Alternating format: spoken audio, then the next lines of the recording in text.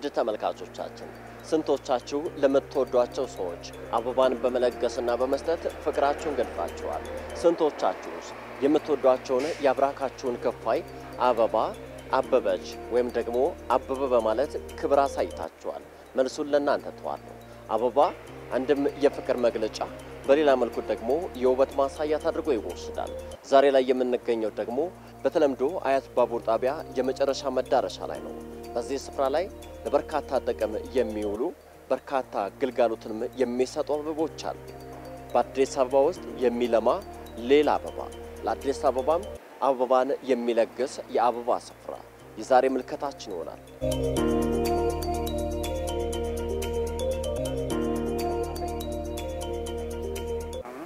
አዲስ አበባ ውስጥ እንደዚህ አይነት ነገር እንደዚህ አይነት ልማት ይኖራል ብሎ እንግዲህ መገመት በጣም ከባድ ነውና እነዚህ ምንድናቸው? ለምንስ ጥቅም ነው የሚውሉት? ያንዳንዱ እንደው ማስረዳት ይችላል።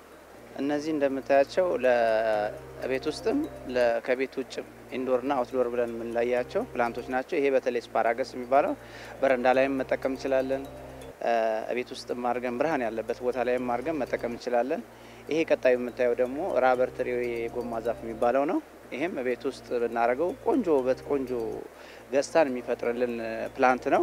እነዚህ የምታያቸው ደግሞ ሮዝመሪ ጥብስ ቅጠል እነዚህም በረንዳ ላይ አድርገን የምንጠቀም። ስለዚህ በተለይ ውስን ቦታ ነው እንደማየው። ነገር ግን የሌለ የአበባ አይነት የለም። ከዚህ በተጨማሪ ደግሞ ከአበባው በተጨማሪ ለምግብነት የሚውሉ ለመድኃኒትነት የሚውሉ ለቢሮ ውበት የሚሰጡ ለከተማው ውበት የሚሰጡ በርካቶች ናቸውና እንደው ምን አነሳሳ? እንዴትስ ታየዋለህ? አጠቃላይ ደግሞ የሰው ግብረ መልስስ እንዴት ትረዳዋለህ? አድንቆ ነው የሚያልፈው፣ አበረታቶ ያልፋል። እንደዚሁም ገዝቶም ለቤት ውስጥ የሚያስፈልገው ለበረንዳው የሚያስፈልገው ለግቢው የሚያስፈልገው እንደዚሁ ለኮሪደሩም ለሚያስፈልግ አካባቢ ለሚያስፈልገው እንደሚያስፈልገው እንትን አይነቱ ይጠቀምባቸዋል።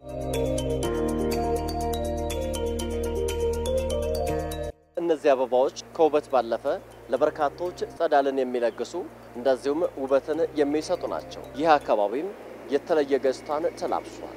ከመናገሬ በፊትም በአይን የሚታይ ማንም ሰው የሚያየው ነው።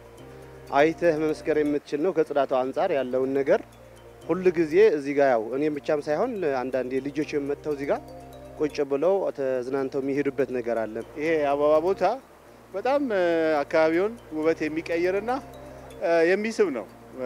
ሁላችንም መቼም በዚህ የአበባ ቦታ በጣም ተስበን ነው እየመጣን እየገዛን ያለ ነው። ለአካባቢው ልማት ለውጭ ከውጭ ሀገር ለሚመጡ ለቱሪስቶች ምናምን ይሄን አበባ ሲያዩ ባክግራውንዱ ሲያዩ ደስ ይላቸዋል እና ጥሩ ነው። ለአካባቢው ውበት ከማላበስ አንፃር እንግዲህ እንደምታየው ውብ የሆነ ሰፈር ውብ የሆነ መንደር ነው የገነባ ነው። ከአካባቢው አልፈን በወረዳችንም በክፍለ ከተማውም ቆንጆ የሚባል ሰፈር ቆንጆ የሚባል ገጽታ ፈጥረናል።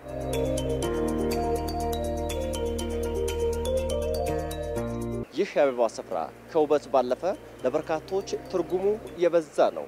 አንድም የሥራ ዕድል ያገኙበት፣ በሌላ መልኩ ደግሞ ከውበት ከጸዳል እንደዚሁም ደግሞ ከጥሩ መዓዛ ጋር የተሰናሰሉበትና የሚገናኙበት ስፍራ ነው።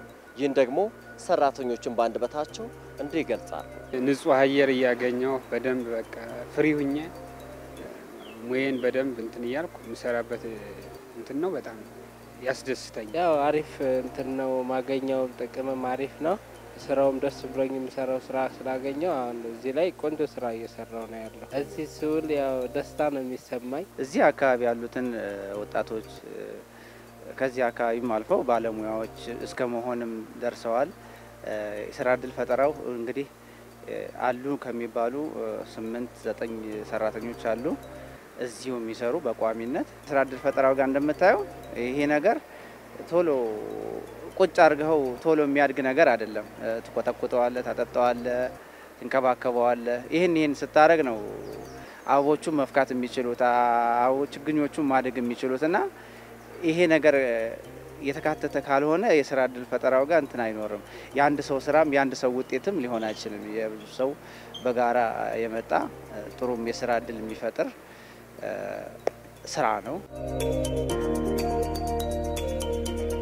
ታዲያ በዚህ ቦታ ላይ የሚለሙ ልማቶች የአካባቢን ጸዳል እንደዚሁም ለበርካቶች የገቢ ምንጭ ከመሆን ባለፈ በዓለም አቀፍ ገበያ ተሻግረው የሀገርን ስም ማስጠራት ፍላጎትም አላቸው። እቅዳችን ሰፊ ብዙ ነው።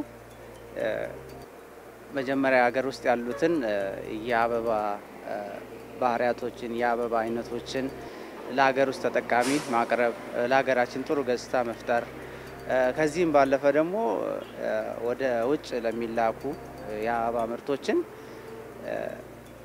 ማቅረብ፣ ጥሩ የሆነ ኢንቫይሮንመንትን መፍጠር፣ ጥሩ ገጽታዎችን ለህብረተሰቡም ማዳረስ።